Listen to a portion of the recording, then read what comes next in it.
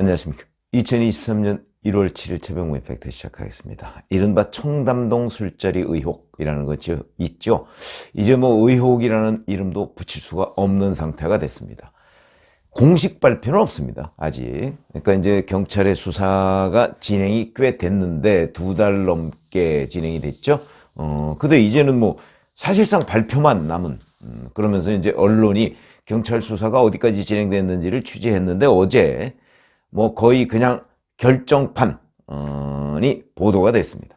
자, 이 핵심 의혹이라고 주장했던 더 탐사라는 유튜브 매체와 민주당의 김의겸 의원이 얘기했던 건데 7월 19일 저녁, 작년이죠.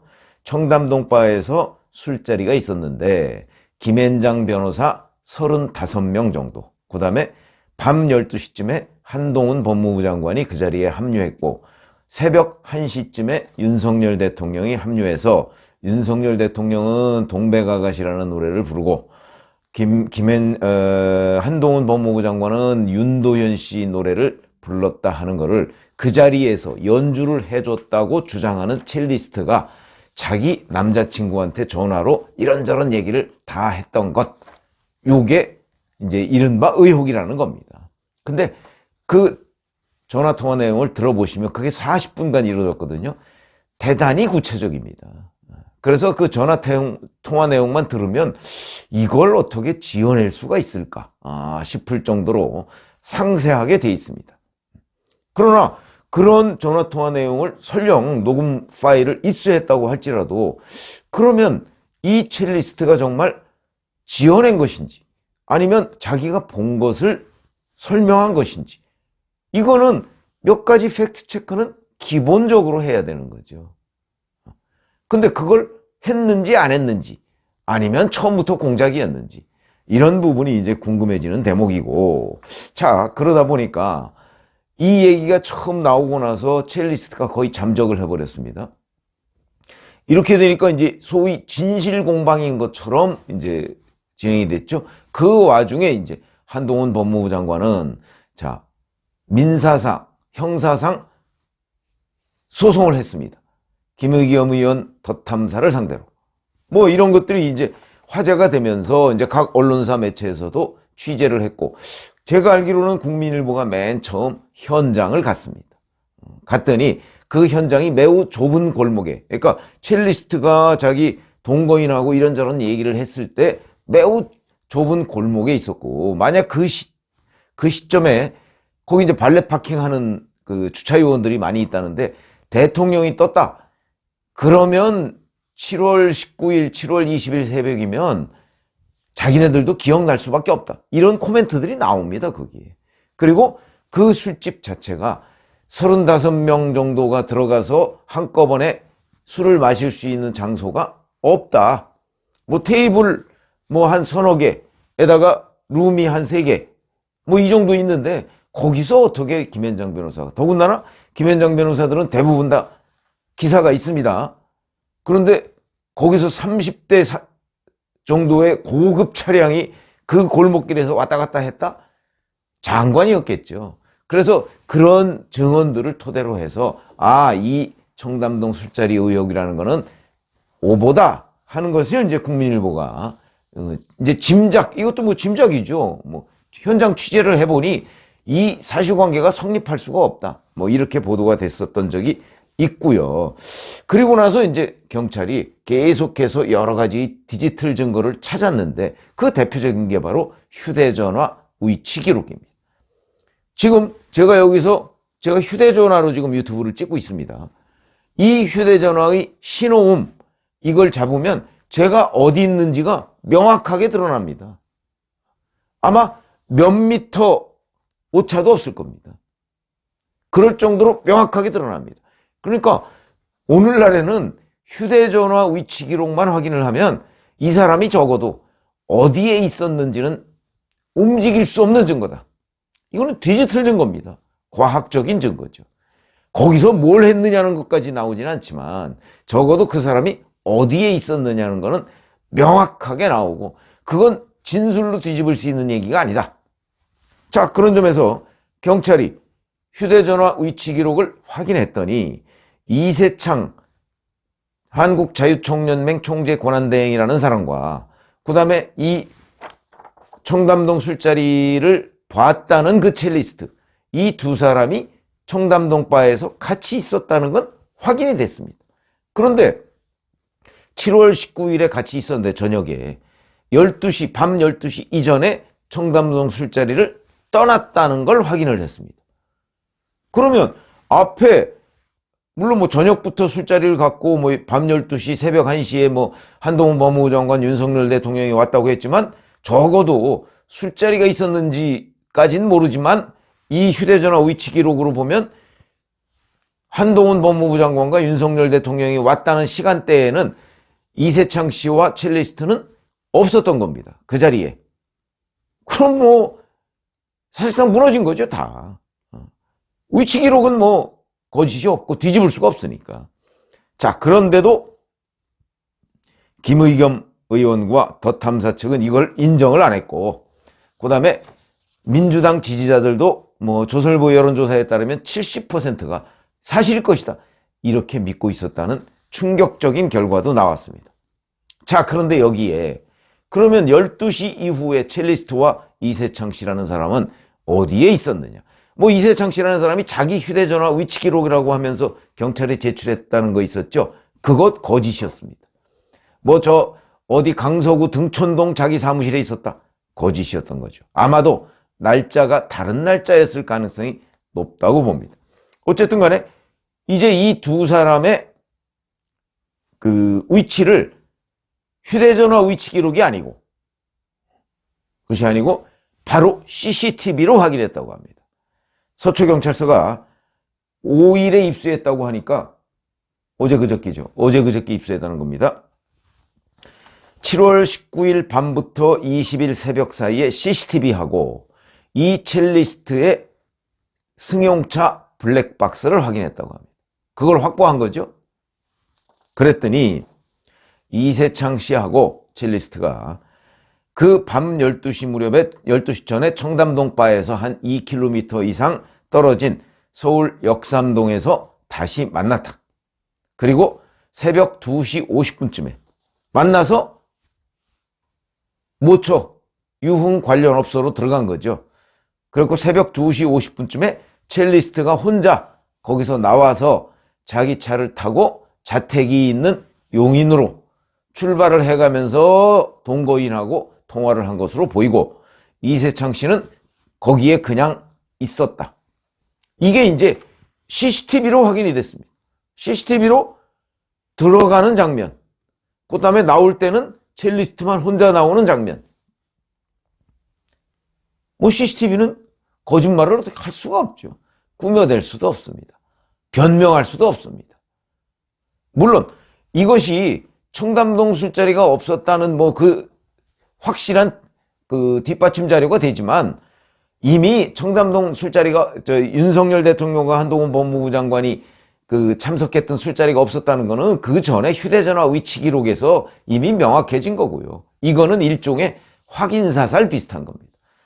아, 이 사람들이 그 윤석열 대통령과 한동훈 법무부 장관이 와서 노래를 불렀다고 하는 그 시각에 역삼동의 유흥업소에 있었다, 유흥 관련 업소에 있었다, 같이, 이게 입증이 된 겁니다. 자, 그러면 제가 이거 이제 김의겸 의원이 더 탐사와 협업했다고 본인이 인정을 하지 않았습니까? 이 협업이 남긴 것, 제가 이런 말씀을 드렸죠. 자, 그러면 여기서 이제 우리가 알 수 있는 대목, 이 첼리스트가 왜 그 이후에 잠적하고 입원하고 제대로 입을 열지 않았는가 하는 부분을 알 수가 있겠죠. 바로 동거인이 있는데도 본인이 외도를 했다는 사실이 들통날까봐, 그래서 이제 지어낸 것으로 보인다. 이런 의문이 이제 다 풀렸고, 본인도 그렇게 TV조선과의 인터뷰에서 뭐 외도했다는 건 인정하지 않았습니다만은 여하튼 자기가 지어냈다, 거짓말이다, 이거는 다 인정을 하지 않았습니까? 그 다음에 이세창 씨도 더 탐사와의 전화통화에서 사실은 약간 좀 얼버무리고 뭐 이랬었습니다. 그리고 그 자리에 윤석열 대통령이 왔느냐, 거기도 그런 걸 내가 어떻게 확인을 해주느냐, 그래서 마치 확인을 해준 양, 물론 거두절미한 해서 잘라서 자기네들한테 유리한 부분만 더 탐사가 보도한 그런 흔적도 있죠. 그러나 어찌됐든 간에 이세창 씨가 적어도 그 자리에 사실은 그런 자리가 없었다 이렇게 얘기를 딱 잘라서 안 했던 이유, 그건 본인도 외도를 했으니까 그 시간에 그런 거거든요. 그래서 그 의문이 풀렸다. 그러니까 첼리스트가 외도를 한 것을 동거인한테 막 둘러대고 거짓말하고 했던 부분이 리얼하게 다 지금 드러나고 있는 장면입니다. 어찌 보면 이 사람들의 사생활 침해까지 되죠. 그건 정말 사생활이거든요. 그런 참 어찌 보면 드러나지 말아야 될 내용들이 드러났다. 근데 그게 일파만파를 불렀다. 이걸 충분히 얘기를 할 수가 있고. 자, 그 다음에 그러면 이제 협업을 했다는 사람들은 어떻게 책임을 져야 되느냐. 한동훈 법무부 장관이 더 탐사와 김의겸 의원의 민사 형사상 소송을 제기했기 때문에 이거는 뭐 이제 수사도 이루어질 것이고 또 민사상 손해배상 같은 것도 이제 해야 될 겁니다. 10억을 청구했죠. 뭐 이 부분 뭐 그것 돈 때문에 했을 것이 아니고 진상규명과 명예회복을 위해서 했을 텐데 뭐 그 부분 그거는 이제 법률적 책임이죠. 자, 이거 외에 이런 녹음 파일을 민주당 최고위원회에서 틀었습니다. 틀었고 그때 최고위원회를 주재한 사람은 이재명 대표였습니다. 이재명 대표가 그걸 제지하지 않았죠. 이재명 대표는 법률가이기 때문에 이게 어떤 문제가 있다는 것을 충분히 알았을 텐데 제지하지 않았습니다. 왜 그랬을까요? 의혹을 부풀리고 싶었겠죠. 그리고 본인한테 제기되는 여러 가지 사법적 리스크에 당분간 이걸로 인해서 역공을 취함으로써 무언가 물타기를 할 수 있다. 그런 정치적 이득을 볼 수 있다고 판단을 했겠죠. 자, 이 부분에 대한 정치적 책임. 심지어 거기서 김성환 정책위 의장이라는 사람은 뭐 이게 사실이라면 제2의 국정농단 운운했습니다.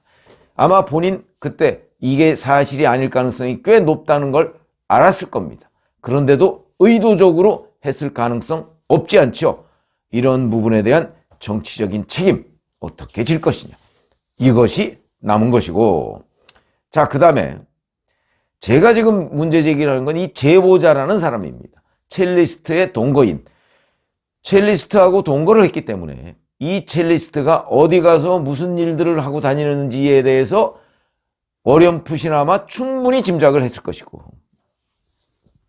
같이 살았는데 살고 있는데 그걸 모를 리가 있겠습니까? 그럴 것이고, 성격, 스타일 뭐 이랬죠. 그 다음에 그 통화 내용을 보면 윤석열 대통령이 왔고 한동훈 법무부 장관이 왔고 김앤장 변호사가 있다고 하는데 조금의 상식이 있다면, 그래서 전화를 못했다고 주장을 하는 거 아닙니까? 그렇다면 이 제보자라는 사람이 아니 그게 가능해? 김앤장 변호사 30명하고 현직 대통령이 그 새벽에 술자리를 했단 말이야. 그게 가능해? 너 거짓말이지? 그런 질문이 없습니다. 거기에 처음부터 그냥 맞장구를 칩니다. 가능할까요? 그런 전화를 그 새벽에 받았으면 야, 너 거짓말이지? 이런 질문이 먼저 나오고, 그러면 이제 첼리스트가 아니야 오빠 진짜야 뭐 이랬을 거거든요. 그러면 이제 그래? 정말 그런 일이 있단 말이야?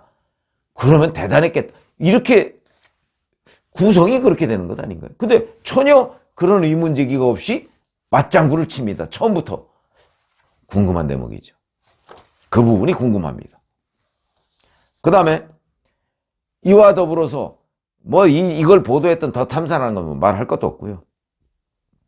사실인 것처럼 몰아갔던 오마이뉴스 등등 친야 매체들, 이 사람들의 책임도 남는다 하는 거고요. 자, 저는 또 다른 의문이 있습니다. 사실은 경찰이 거기까지 조사를 해야 된다. 아까 이게 이제 처음부터 공작일 가능성도 있다는 거죠. 아까 제가 제보자가 계속 맞장구를 친다. 이것도 그거에 하나가 있고. 자, 또 하나는 공작이 아니더라도 확정 편향이라는 것이, 아니 그 더 탐사의 강진구라는 사람과 민주당의 김의겸 의원이라는 사람 다 제대로 훈련받은 기자 출신입니다. 훈련 안 받은 그냥 어쩌다 기자 된 사람들 아닙니다. 그런데도 이 사람들도 확증 편향이 얼마나 위험한가 하는 걸 보여주는 대표적인 케이스가 됐다. 그러니까 아무리 자기가 취재를 열심히 해서 뭔가를 팩트 체크를 해야 되는 거를 처음부터 끝까지 잘 배운 사람이라도 확증 편향이 있으면 그게 다 무뎌진다 하는 걸 충분히 보여주는 사례죠.